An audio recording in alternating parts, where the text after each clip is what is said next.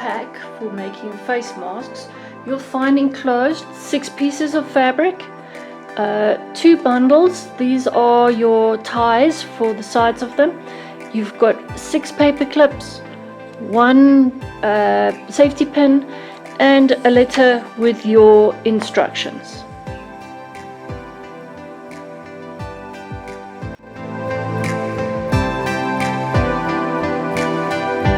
So you've got your sewing machine out, you've threaded it with whatever thread you've got, it really doesn't matter, and you've got your first piece of fabric ready.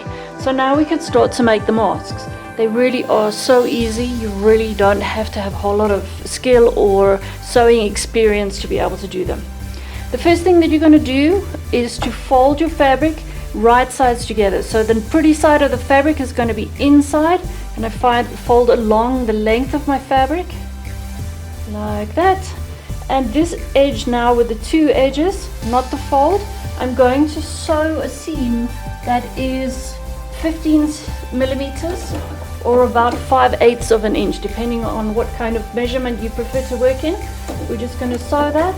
It's good to do a little back stitch at the beginning just to hold it together nicely, and just gently using the guides on the side here on the needle plates, I can get that line. I don't have to mark anything at all. As I come to the end here, I can just do a little bit of reverse stitching just to secure that line. First step done and dusted.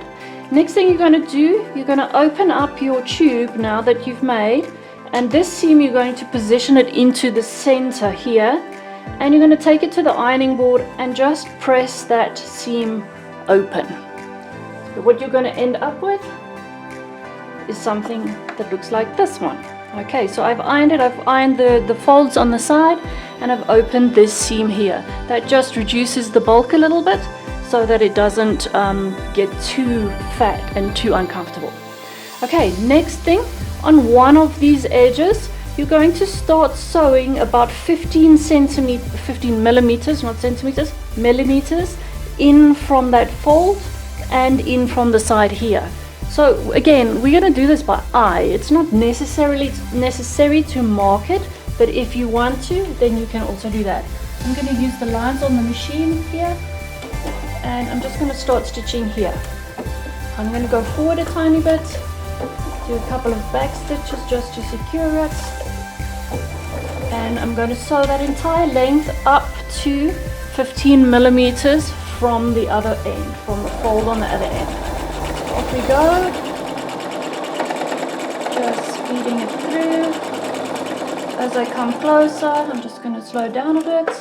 I'm going to do a couple of reverse stitches, come forward again, and cut my thread. The reason you don't stitch right to the end is we're going to use that as a little tunnel to be able to pass our ties through, to try and make it as simple as possible. Your second side, I'm going to do 2 short seams and leave a section open in the center so that I can turn the fabric the right way through. So again, I'm going to start 15 millimeters from the fold and 15 millimeters in, approximately, doesn't have to be exact. Do a little back stitch, and when I get to about 5 centimeters from this fold, I'm going to stop and do a little back stitch, tie off. Your machine might not have the cutting function that mine has. That doesn't matter, you can just cut with the scissors. Then I'm going to go 5 centimeters past that seam, and again 15 millimeters in, and I'm going to do again, start off a little reverse, forward, and I'm going to stop again 15 millimeters from this side. You do have an instruction sheet in your kit, so if you're unsure about any of the steps, you can just check there as well.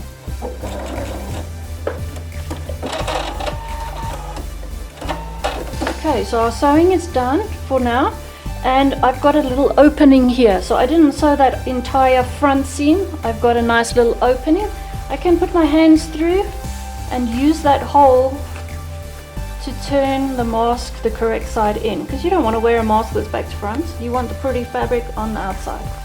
So we're just going to turn it through the hole, push those corners out a little bit, give it a bit of a tug, and I get a piece that is looking like this.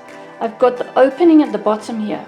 Alright, so I'm going to take it to the ironing board and iron it nicely. I can just make sure that these seams are more or less matched up. Again, it's not a precision exercise, it's just to get working.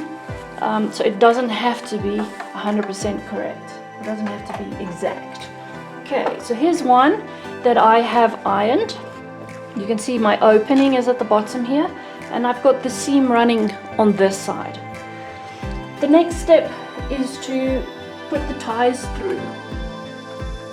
So you are going to use, you have been supplied in your kit 12 of these t-shirt ties. You don't have to do anything to them. They're already ready to go exactly as they are. You don't have to do any kind of sewing. So you're going to take your safety pin and just pin through one end of one of the ties. Alright, now we left stitching on the ends of these tubes, so you can stick your safety pin into that to be able to thread your tie through. So you're going to ravel it up a little bit and hold the pin here and tug there. It allows your tie to go through. The trickiest part of this entire process is trying to get that safety pin to come out on this side. Because you've got a folded seam there, you tend to end up with the safety pin getting stuck. So I found the easiest is to take a pair of tweezers, open it up within that seam, and then you can use the tweezers then to push your safety pin through. Now it doesn't want to work, does it? You see, I told you it's the trickiest part of the whole thing. So let's try that again. Put the tweezers through. I keep letting go of it. Put the tweezers through. There we go. And I still haven't done it.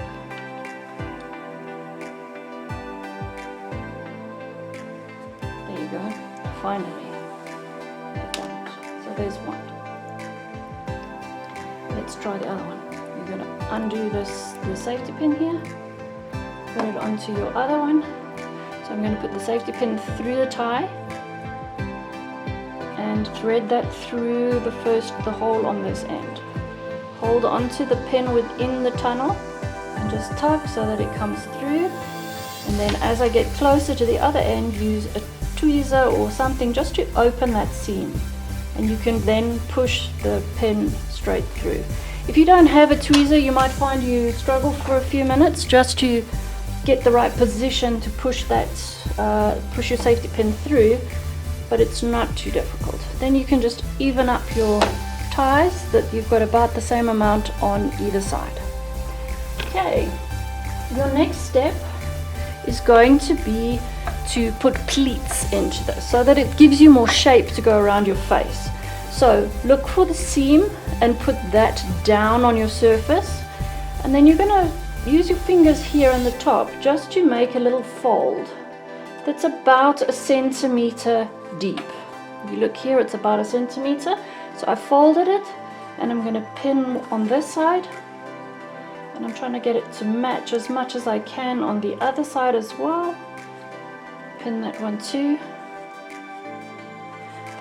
And what you can also do is just use your fingers and kind of roll that tie out of the way, that you don't later sew it, because we're going to make a channel just now to hold that in place. So you'll feel the tie under your fingers here. Do a second pleat next to that one. Okay, so I folded it up and I can pin it again. If you don't have pins, doesn't matter, you can even use a clothes peg. Anything that's just going to hold it for you temporarily whilst you get everything organized. Alright, so my pattern has 3 pleats in it. We've been advised that that makes them fit more kind of different shapes of faces. So now I've done 2 pleats. For me, I find it easier just to turn this around and then in the same method make a 3rd pleat going upwards. So doesn't matter if you can do it without turning it, that's fine. I just find it easier just to turn it around. Okay, I'm going to pin that one. Now what you're going to do is just give it a good tug and you'll see that it straightens out. So you're going to lie it down like this on your ironing board and take a hot iron with steam. Put the iron on and push out to the side, iron on, push out to the side. The steam will set those pleats and make it look much nicer. This one I've ironed already and I've still got the pins in here. So the next thing is to stitch a seam down here, just making sure that I miss those ties. So I'm going to use again a 5/8 of an inch or a 15 centimeter sized spacing using the guidelines on the needle plate here. So again, just stitch forward a little bit, do a back stitch just to hold it in place, and as you come to the pins, if you're still using them, you can remove them. If you're using those clothes pegs, the same thing. As you get close, you can take them out so that they're not in your way. You're going to come to about 2 or 3 millimeters before the edge of your fabrics here. At that point, you're going to turn and then sew along the edge here, giving yourself that 2 or 3 millimeters. What it does, it neatens it off. It's going to close that pocket that we had at the bottom where we were able to turn the fabric the right side in, but it also gives you a baby channel. If you want to put in a piece of wire to secure the nose piece and give shaping to the nose piece, then you can slot it into that channel. Okay, so I've already done the other 2 edges. So you're going to finish off again, just a little bit of a back stitch and a forward stitch just to hold it nice and secure. And basically your mask is now finished. You can obviously tidy up your threads, but now you have your mask. And your ties on the side here, you can pull them through, just get them nice. And number 1 mask is done and dusted.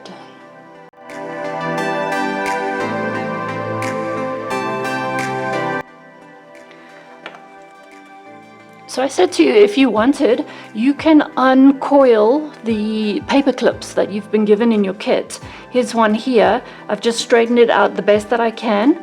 If you find more or less the halfway point of your mask, check and see the halfway point of your wire. That means I need to go into the fabric somewhere over here. It's a little bit tricky just to get the point of the paper clip to go into the layer of the fabric. It doesn't go into the seam. There's a little fold on the top here where your fabric is. You just want to go in between the layers of the fabric and push that wire in. The hole will close up itself. Now you can give shaping to your mask, that you shape it to your face, just to close that area on the top around your nose. So this is going to be on the top edge of your mask. Just adds a little bit extra. If you want to do it, you don't have to. If you prefer to leave that part out, then that's your choice.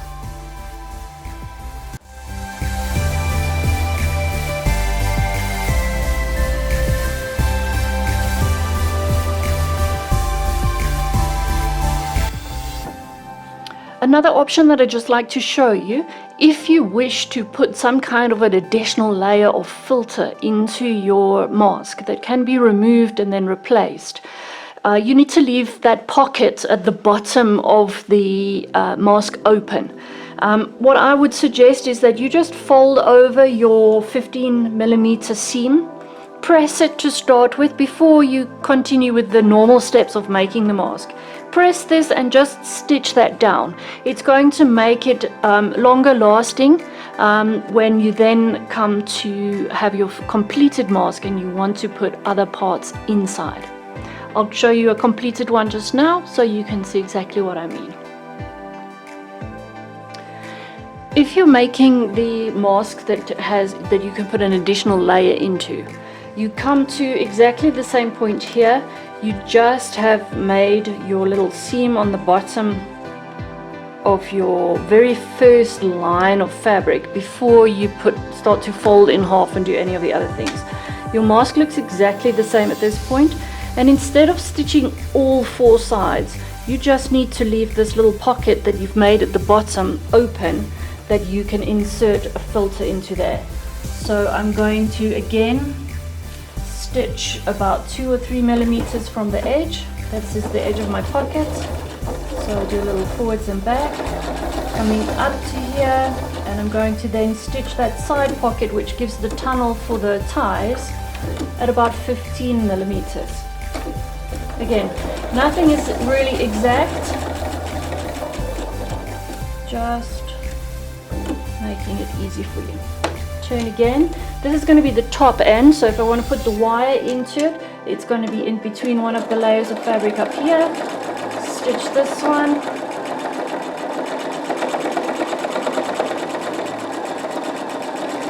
Coming to within my 15 or so millimeters from the end. Turn. Stitch this side. Taking the pins out, of course.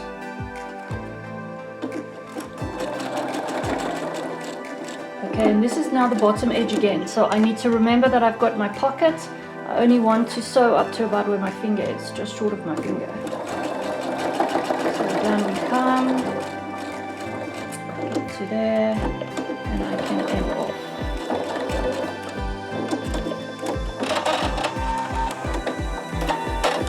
So that means now with this one, I've got the same face mask. I just have an open section here, so I can tuck a tissue or a nappy liner or even another piece of fabric into that bottom pocket. It won't fall out when it's around your face, and it just gives you that extra layer of protection if you wish for